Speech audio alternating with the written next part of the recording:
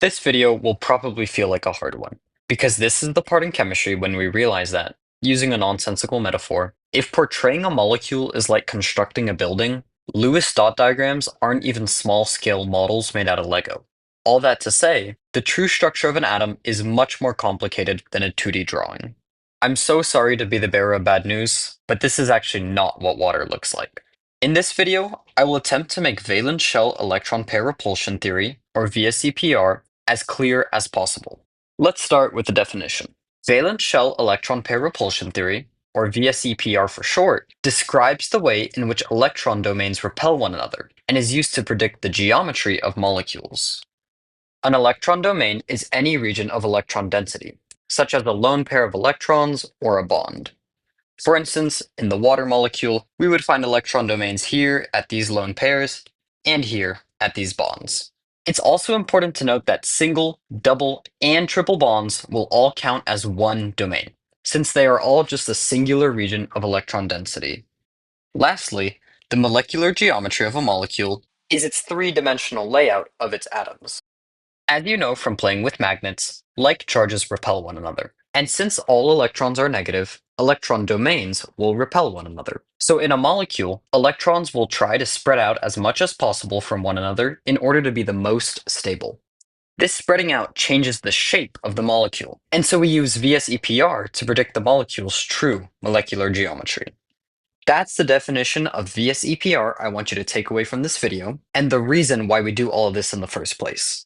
VSEPR is used to predict the 3D molecular geometries of different molecules, which is super useful because, as with all other sciences, in chemistry, the structure of a molecule will influence its properties. So again, the reason we do all this VSEPR stuff, and the reason why it's important in the first place, is so that we can get an accurate 3D structure of the molecule. That's why we do it, and I want you to understand that, so it doesn't feel like you're doing all this work for nothing. When it comes to VSEPR, there are only two things you truly have to understand. One, that electron domains repelling each other changes the molecular geometry of a molecule. That's what we literally just talked about. And two, how the molecular geometry for molecules with different types of electron domains looks. This is the part where it gets hard, because as the number of domains change and the types of domains, so does the angle measurement between bonds, something you will see demonstrated shortly, and so does the entire appearance of the molecule. What you have to do is memorize the dozen or so different types of molecular geometries that can exist, although patterns do form, so it's not as bad as it sounds. That's what the rest of this video is going to be. I'm going to walk you through each molecular shape. I'm going to say its name, how we draw it, its bond angles, and its polarity. I'm going to do all this in a table to organize the molecules. I recommend you follow along with me by drawing up a similar table and filling it out as I fill out mine.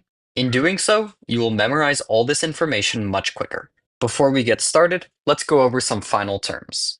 Remember that electron domains are areas of electron density. The bond angle is literally just the angular distance between two bonds. The ones I'll be showing you are slightly idealized, since lone pairs and double bonds can nudge bond angles a little smaller, but you won't be expected to calculate exact values on the AP exam, so don't worry too much about that.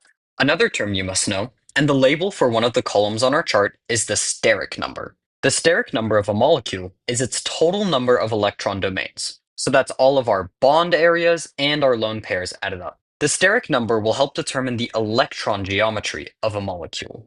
That's the geometry of our molecule when we only pay attention to where our electrons are. All molecules with the same steric number will belong in the same row. The steric number is one of the ways we group similar geometries with one another. Off of the electron geometry, we can then draw the molecular geometry, which is the model that also pays attention to where the atoms actually end up. So again, electron geometry will tell us the ideal arrangement of all electron domains. Molecular geometry is what we actually draw. That shows up where the atoms end up once our lone pairs are accounted for. The last thing I need to cover before we can start drawing is polarity.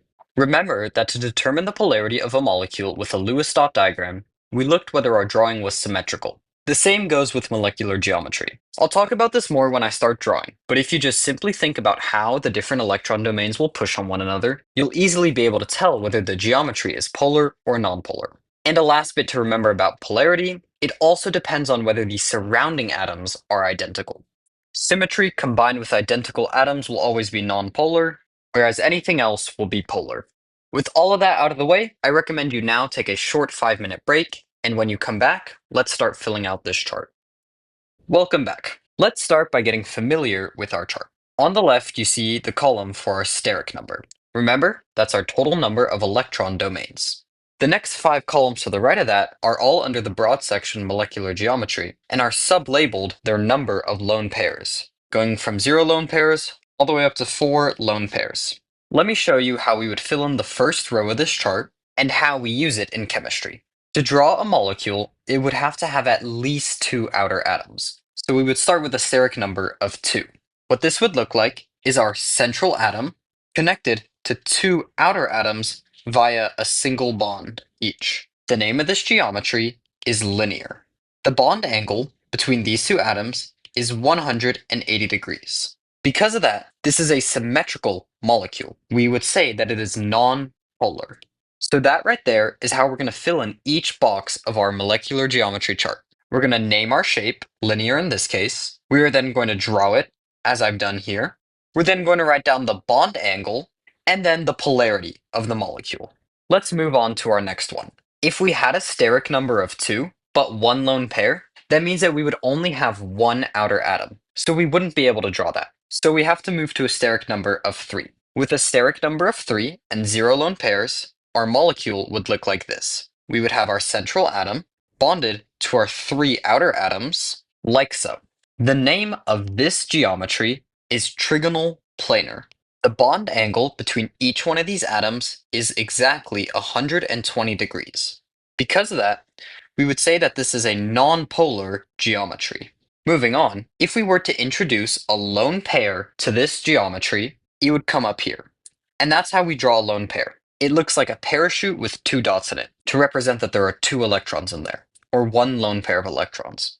Our outer atoms would still remain down here. The name of this shape is bent. Something I want you to pay close attention to is that lone pairs of electrons will actually repulse more than bonds will. Because of this, we are not going to have equal 120-degree angles between each one of these electron domains. Rather, our lone pair is going to push quite hard, so that the bond angle between the lone pair and our outer electrons is greater than 120 degrees.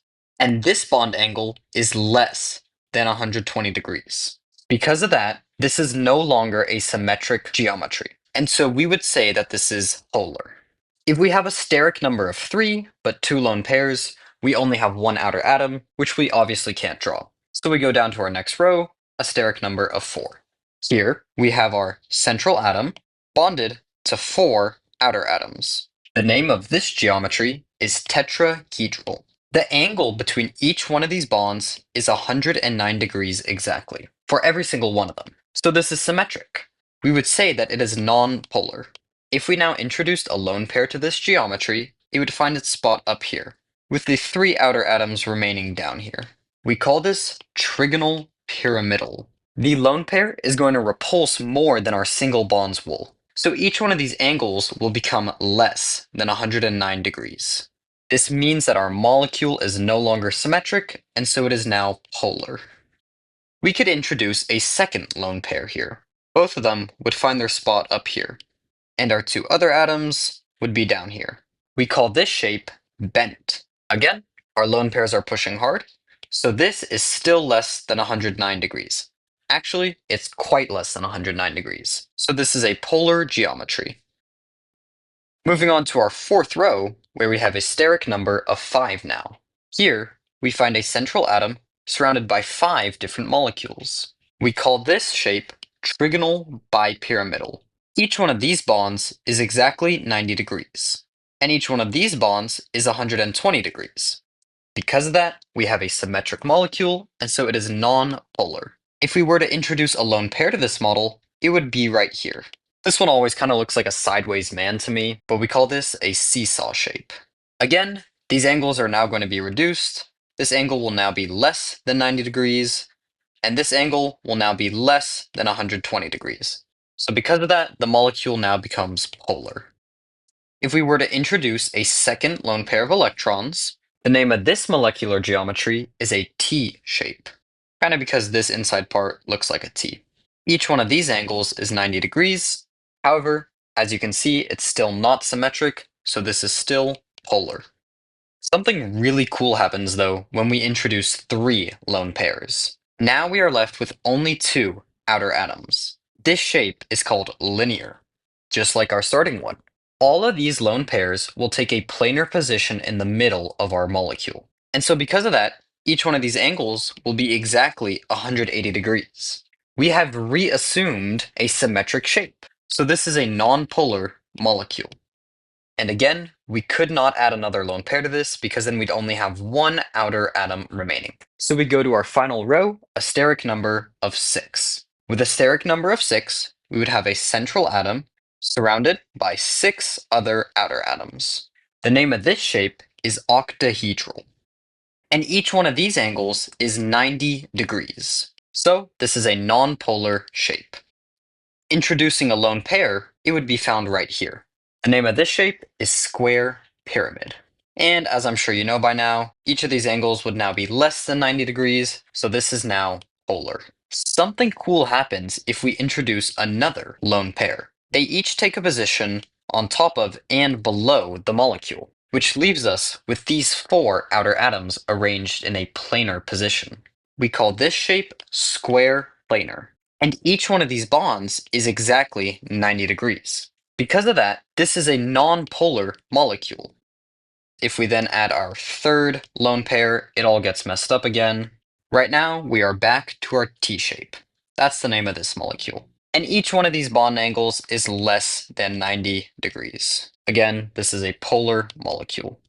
All right, we've reached the very end of our table, our last molecule. If we introduce 4 lone pairs into our octahedral, then we are left with only 2 outer atoms in a manner like so. The name of this shape is linear. And as you could have imagined, each one of these angles is exactly equal to 180 degrees. Therefore, this is a non-polar molecule. Wow, look at that. We've just filled out the entire chart for molecular geometry. Congratulations, you've done an amazing job if you've kept up with this much. It's a lot of information to take in at once, I'm well aware. But this is a really useful chart to have on hand. Let's say I gave you the molecule methane, chemical formula CH4, and I asked you, how does it look? Well, if we drew the Lewis dot structure, we know that it looks like this, and so we know that methane has 4 electron domains, so a steric number of 4, and it has 0 lone pairs. So a steric number of 4, 0 lone pairs, that is our tetrahedral. So now we know the 3D structure of methane. It is a nonpolar tetrahedral. Each one of these bond angles are exactly 109 degrees, which is something you simply wouldn't get by drawing a Lewis structure. With the Lewis structure, you might assume each one of these bonds are 90 degrees, but again, that's just not true. I could ask you the same question for water, chemical formula H2O. Water has 4 areas of electron density, so it has a steric number of 4, just like methane. But it has 2 lone pairs, so it is a bent shape. Our angle right here is much less than 109 degrees, and water is polar, which we know because of its bent nature. Isn't that really cool? Or at least, I think it is. At least that's what I tell myself, so it doesn't seem like a waste of time that I have to memorize all this. But yeah, the chart for molecular geometry is a lot, but it's really useful, as I hope I've demonstrated with those 2 examples I just showed you. And that right there, now that we've finished our chart, is everything that you need to know about valence shell electron pair repulsion theory, VSEPR for short. My next video over hybridization will build off of this, so I recommend checking that out if you are interested in learning more over this topic. VSEPR can be very confusing at first. I understand that completely. There's a lot to memorize. And so if there were any parts of this video that you didn't understand, I recommend rewatching them. If it's still not making sense, just take a break and come back later. As always, please ask any questions you have in the comments and I will provide my best answer. Thank you so much for watching this video.